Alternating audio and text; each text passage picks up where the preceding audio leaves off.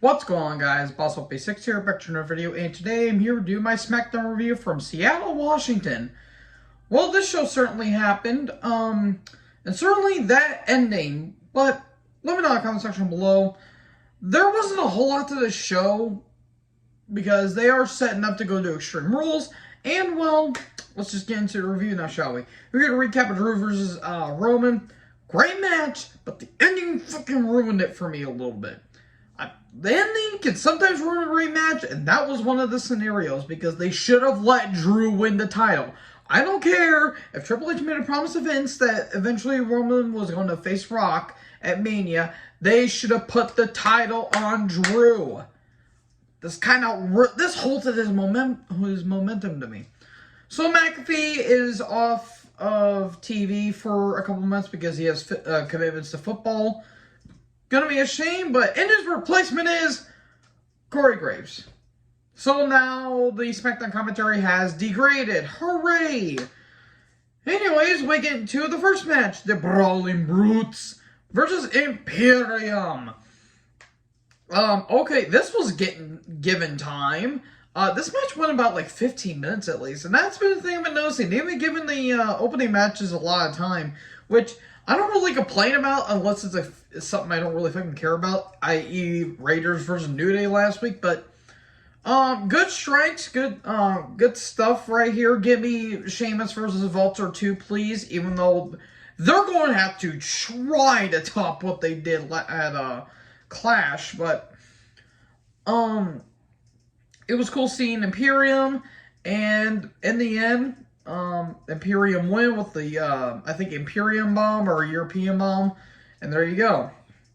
Then we get a video graphic of Queen Elizabeth II that she just recently passed.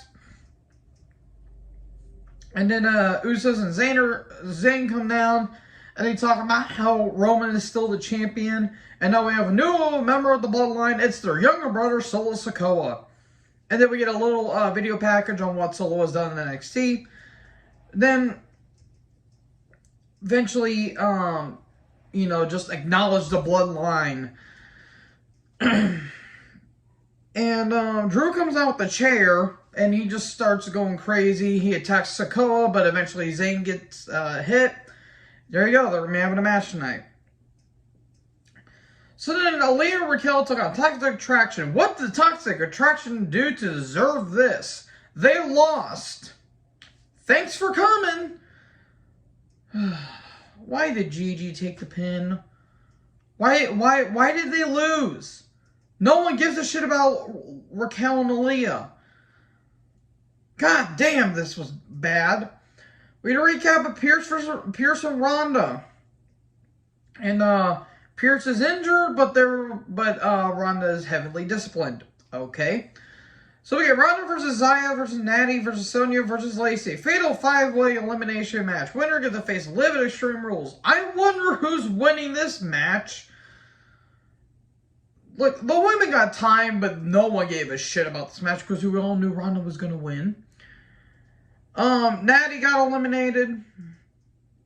Liv was watching from the skybox. A bit distracting. And then Lacey and Zaya got eliminated at the same time, and now it's just down to Ronda and Deville, and eventually Ronda wins with the armbar. Cool, moving on. I just don't care about Ronda at this point. Maybe if she wasn't exposing her ass and being a bitch, then I wouldn't be complaining about it. So Uso, Solo, and Zayn are backstage, wrapping up his match against Drew. Ronda and Shayna are backstage. Make sure Liv is hurt. Make sure you break her bones. And oh boy, we got a doozy here. We get the Maximum Male Models and Los Lotharios versus the Street Profits and Shit Row. What demon did I piss off to deserve this match? This match was horrible. In the end, Hit Row and Street Profits win. I know there was more to the match, but I didn't care because aside from the Street Profits, there was no team I was invested in. God damn, that was bad. We got a Strowman video package. Then Alpha Academy come down. Remember when Gable could have been taken seriously and could have been a Kurt Angle prodigy, and now he's in a shitty, dumb tag team with Otis? and Otis is the one not taking pins, and Gable is. Anyways, this whole Shoes gimmick's fucking retarded.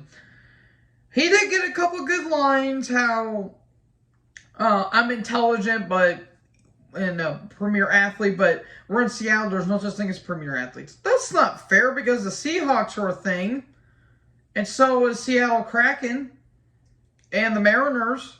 Well, less said about the Mariners, the better. But at least they have Marshawn Lynch and Russell Wilson. Isn't Russell Wilson still the quarterback? I kind of forgot now. Anyways, God, this line from Gable got me. Seattle is the type of city that couldn't hold on to their own basketball team. That was good shit right there. Wasn't as good as when Elias and KO did that, where Elias says it's kind of like having a basketball team in Seattle because of the whole Seattle Sonics thing. That was good shit right there. And I know a person that was there when that happened. He said that he can hear the boos all the way from the damn parking lot. It was amazing. But this was good, but this promo wasn't really that interesting. And Strowman shows up. Generic theme is generic. Wow, that theme exists. He powerbombs Gable and then he powerbombs Otis, and the crowd goes mild. Are they trying to make him the WWE version of Wardlow? And if so, it's not working because no one really cares about Braun. Because Braun's stock really ran dry in 2018. So Drew's backstage. He talks about his match with Solo. And then we get to the match. Drew versus Solo with Zayn and the Usos. Match was good. It was a good match. Solo can go. You could tell he has Rikishi kind of written all over him because he is associated with the Usos. There was interference galore. Towards the end of the match, the Usos are just beating down on McIntyre. And the point where they're barely kicking him. And Michael Cole's just saying, turn around, ref, turn around.